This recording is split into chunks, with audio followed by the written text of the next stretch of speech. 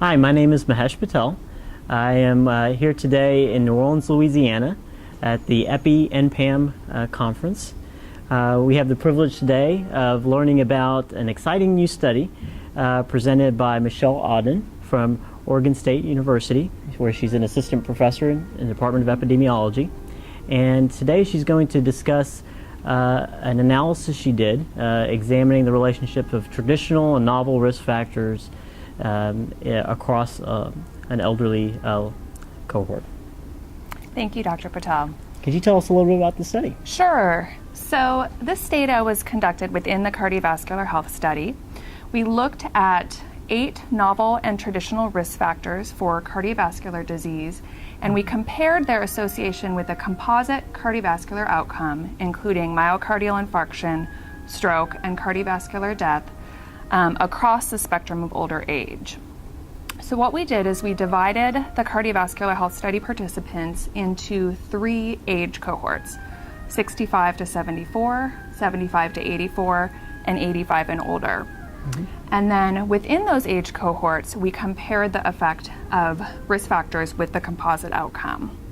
What we found is that we were surprised to find that LDL cholesterol, HDL cholesterol, systolic blood pressure, and obesity, the relationship with the composite outcome was attenuated in the very old and was not significant, and for some of the risk factors was even inverted. Whereas when we looked at the relationship for diabetes and some novel risk factors, the association was strong and consistent across the age spectrum. Very interesting, very interesting.